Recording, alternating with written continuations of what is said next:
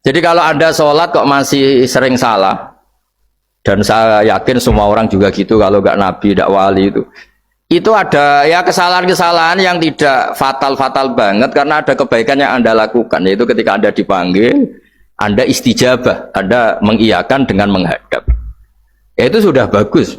Nah setelah menghadap ternyata disuruh apa itu tidak nurut. Disuruh apa gak nurut itu satu kesalahan yang tidak mengganggu poin pertama tadi, Anda menghadap. Sehingga banyak cerita di hadis-hadis ada sahabat yang zaman itu tidak soleh-soleh banget. Zaman itu ketika Nabi, saya ini mau sholat ya Rasulullah, tapi jangan diminta berhenti dari begini-begini. Beliau menyebutkan sekian kemungkaran sahabat tadi. Nabi komentarnya itu sayan hahumayakul. Nanti kalau sering sholat lama-lama ya enggak begitu itu. Nah ini kelirunya kita sebagai manusia. Lama-lama juga baik itu kita kira itu terus harus sekarang gitu loh. Nah itu keliru, harus sekarang itu keliru. Bisa saja kita ini setiap sholat pasti sudah ditulis Allah nanti itu mati baik. Lala nanti habis asar sebelum kita maksiat sudah mati, habis isya sebelum kita maksiat lagi sudah mati. Jadi barokahnya sholat itu ada waktu yang potensi ya, potensi sholat itu akhir kenangan kita, sholat itu identitas kita, sholat itu status kita. Nah, karena kita sholat itu pakai niat, niat itu komitmen. Sementara kalau Anda maksiat itu tidak pakai niat, karena zallah. Zallah itu ya ada niat maksiat, tahu-tahu mungkin di bis ketemu orang cantik, terus agak jelalatan. Tapi kan tidak niat, tapi kalau sampai sholat kan datang ke masjid, bayangkan diimami ini, nanti kamu takbir, nanti kamu baca ini, baca ini. Jadi benar-benar komitmen, itu status kita.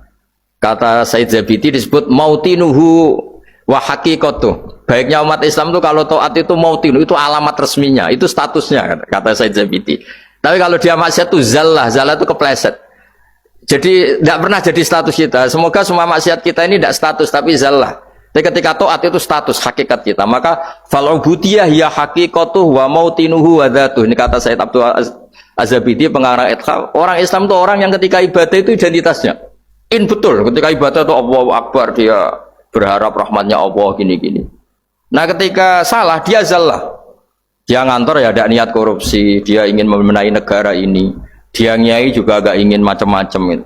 Ya tapi karena manusia terus ada zallah-zallah. Nah semoga semua kesalahan kita ini zallah. Zallah itu ya cara Jawa kepleset, tidak mental. Dan semua kebaikan kita ini mental, yaitu kebaikan yang jadi tempat kita, identitas kita, haqiqatuh wa mautinuh wa dhatuh.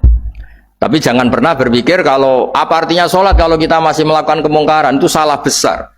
Sholat itu wajib, dengan Anda sholat itu sudah mengurangi kemungkaran Anda, karena Anda tidak melawan ketentuan Allah Ta'ala. Kayak kita orang Indonesia, meskipun kita koruptor, mau jadi KTP Indonesia sudah bagus, kita mau jadi warga Indonesia, meskipun setelah itu kita korupsi, dan salah, tapi lumayan jadi mau jadi warga apa? Indonesia. Orang mau sholat artinya dia menstatuskan diri sebagai hamba Allah. Teken kontrak, kalau saya ini hambamu ya Allah, anta robbi, iya kana butuh, iya kana stain. Soal salah ya salah aja, yang sama. Kita tetap warga Indonesia meskipun kita salah, meskipun kita koruptor, meskipun kita salah, tetap aja warga Indonesia yang berhak mendapat jatah makan meskipun di penjara, meskipun apa. Sama, kita ini hamba Allah, yang mengakui kalau Allah itu Tuhan, kita hamba. Dan barokahnya pengakuan itu insya Allah di cerita-cerita syafaat, kalau kita dosa atau apa insya Allah dapat syafaatnya Rasulullah SAW, karena kita tidak pernah lari dari status kehambaan. Ini yang harus dipegang, makanya status kehambaan ini nggak boleh hilang. Kita harus sering bilang Robbi, Robbi, Tuhanku yang merawat aku, yang memberi aku. Dengan demikian kita menjaga status kehambaan kita, dan status hamba ini yang menjadikan orang layak masuk surga, yaitu fadkhuli fi ibadi, kamu harus resmi menjadi hambaku, baru ada perintah wadkhuli jannati. Kalau menjadi hamba aja nggak mau, kita punya keangkuhan, punya keinginan yang mulu-mulu, sehingga seakan-akan kita ini Tuhan, nah itu tidak menghamba. Kita harus fadkhuli fi ibadi, baru wadkhuli jannati. Saya kira demikian, semoga ini manfaat.